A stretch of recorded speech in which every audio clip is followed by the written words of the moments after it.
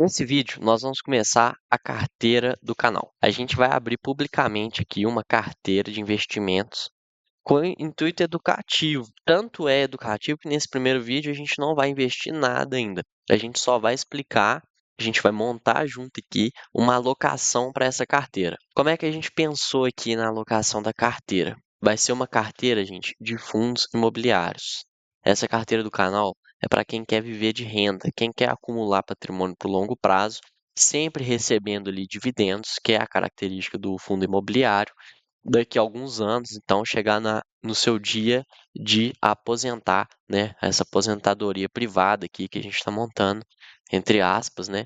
Que são por meio dos fundos imobiliários.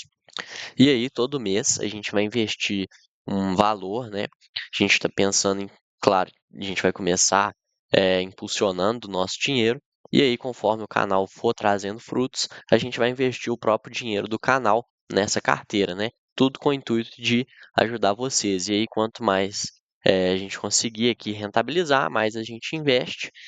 Então, compartilha, dá like, envia para os amigos aí, se você quer ver onde que essa carteira pode chegar. É assim que você ajuda a gente, beleza? Então tá. Essa carteira aqui, ela vai ter uma alocação inicial aí inicial que a gente vai manter por todo o tempo de tijolo, né? 60% de fundos imobiliários de tijolo, 35% de papel, e a gente vai colocar também 5% de fiagro, né? Para conhecer o setor, é uma carteira com intuito educativo, então a gente decidiu fazer para essa alocação bem diversificada. E aí, qual que é a ideia da carteira? A ideia é sempre ter esses mesmos 60% em tijolo, 35% em papel e 5% em fiagro. Então, o que que vai acontecer? Se o tijolo cair, né, se os fundos imobiliários de tijolo caírem mais do que o de papel, a gente investe mais no tijolo. Então, sempre que tiver a maior diferença, né, não tiver nesses números, a gente investe mais para chegar nesse percentual. Se acontecer do tijolo, vamos supor que teve uma outra valorização, nossa carteira foi para 90% tijolo, a gente vai precisar ficar alocando muitos meses em papel para chegar no percentual de tijolo. Talvez faça sentido até mesmo vender alguns fundos imobiliários da carteira de tijolo para alocar nos que a gente acredita de papel, sempre mantendo esses percentuais aqui.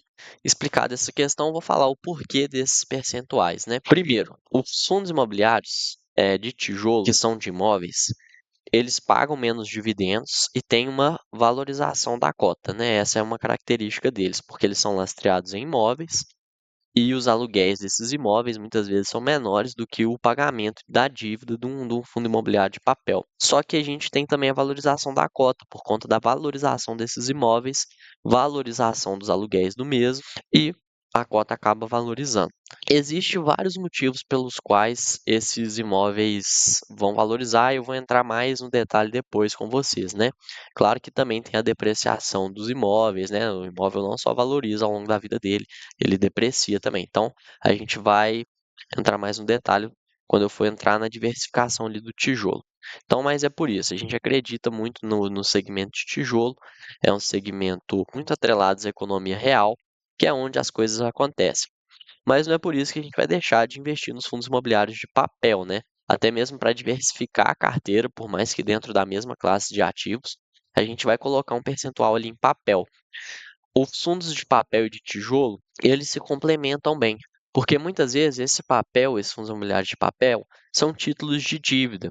E por mais que, quando o juros sobe, né, os fundos imobiliários todos tendem a cair, os fundos de papel podem pagar mais dividendos, se essas dívidas estiverem atreladas, por exemplo, ao CDI. E da mesma forma, se o IPCA subir, os fundos de papel vão pagar mais. Hoje em dia, muitos fundos de tijolo estão atrelando os contratos ao IPCA, né? Não é nem mais ao IGPM, que era o mais usual. Então, os fundos imobiliários de tijolo também vão acabar pagando mais se o IPCA subir. E os FIAGROS, a gente decidiu colocar uma parcela deles dentro da carteira para conhecer melhor o fundo, com o intuito educacional de sentir como é o FIAGRO, o que que ele faz, explicar para vocês, a gente conhecer melhor e a gente ir evoluindo, crescendo junto aí. É uma nova classe de ativos, né? Então a gente não quer um percentual grande na carteira, mas é uma classe de ativos no Brasil, o agro nem se fala, né? A importância que é do Brasil, para o Brasil, o agro, em percentual do PIB, eu acho, é cerca de 35% do PIB do Brasil. Então, é uma classe de ativos aí que tem muito para crescer ainda aqui dentro do Brasil. A gente vai começar colocando 5% para sentir como é que funciona essa classe de ativos, entender melhor. E aí, se for o caso, depois a gente aumenta, mas nada previsto por enquanto. Se a gente for fazer isso, a gente vai comunicar com vocês, né? Agora vamos para a nossa diversificação de tijolo, né?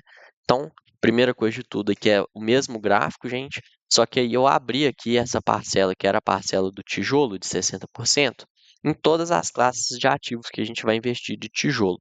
Então, logística, shopping, renda urbana e escritório. Vamos começar com logística, que é o nosso maior percentual aqui dentro do tijolo, até o maior percentual na carteira, né? Chega no mesmo percentual ali dos fundos de papéis. Os fundos de logística são super interessantes. No Brasil, a população tem um perfil extremamente consumidor. O número de compras online, o número de compras de e-commerce, mas também de compras físicas no Brasil, em percentual da renda, é muito alto. O brasileiro gasta mais de 90% da renda, muitos brasileiros aí até se endividam para poder consumir, né? Então, o consumo no Brasil é uma coisa muito forte. Quem se favorece com isso é o segmento de logística, que é aquele que armazena os bens, né, para a venda das lojas.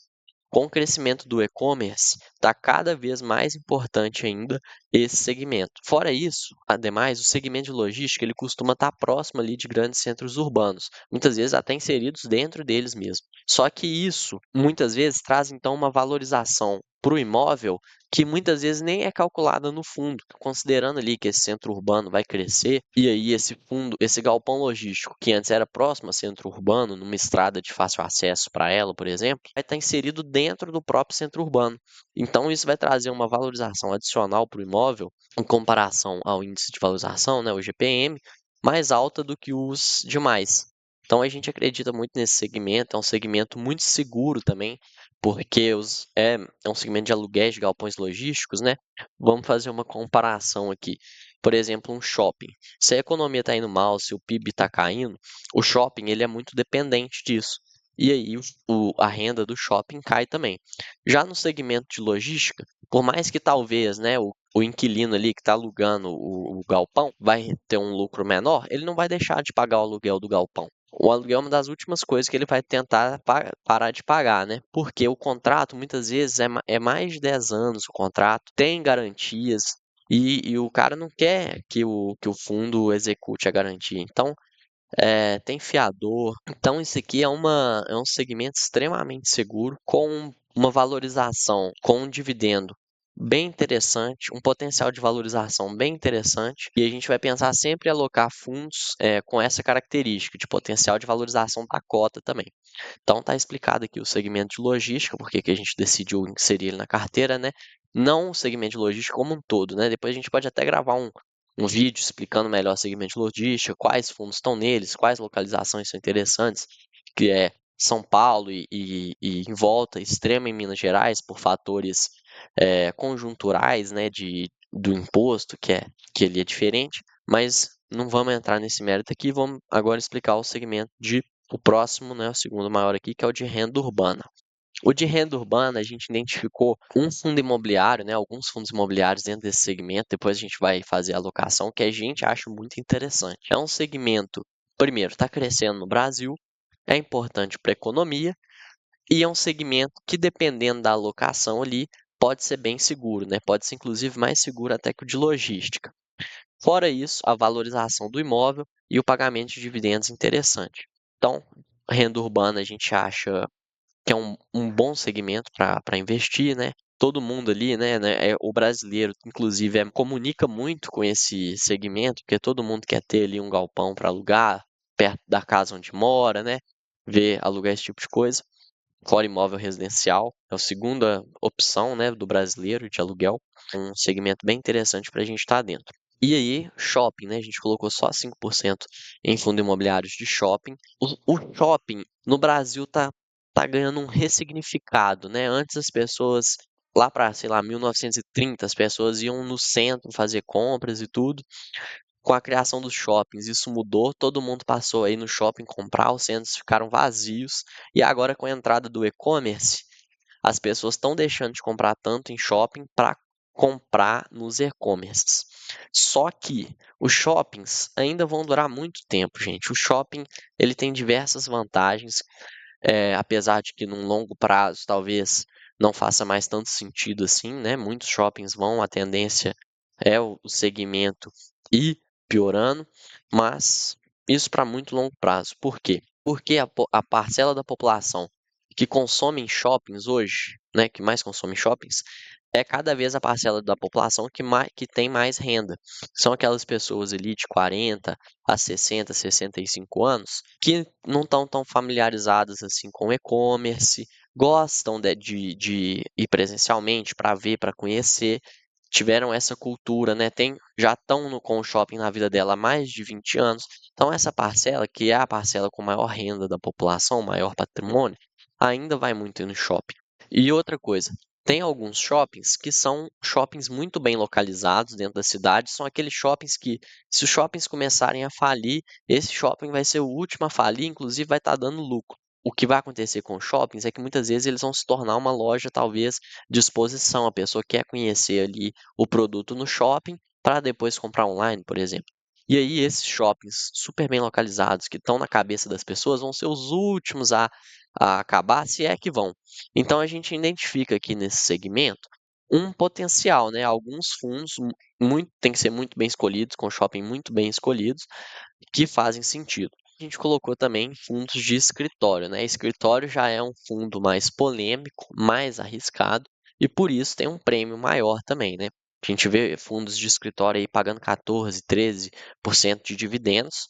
Fundo de escritório é de tijolo, então ainda tem uma potencial valorização da cota com a valorização do imóvel, e mesmo nesse dividendo alto, ainda está com a vacância, né? Eu estou falando aqui também no contexto de taxa de juros de 12%, né? Projeção para 14, 15% pelo mercado.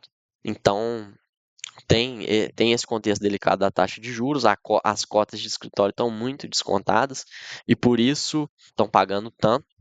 E a gente também vai pensar em investir, né? É difícil achar um fundo bom de escritório, só escritório, né? 100% escritório. Então a gente vai atrelar esse fundo que era de escritório ali, talvez tenha imóveis de logística, talvez tenha imóveis de renda urbana, mas tem que ser um fundo majoritariamente de escritório, né? Então a gente incluiu também o escritório por conta do prêmio, né? É uma aposta, mas claro que a gente escolhendo bons fundos, né? Bons fundos com boas gestões, vai ser difícil aquilo dar um problema e tudo.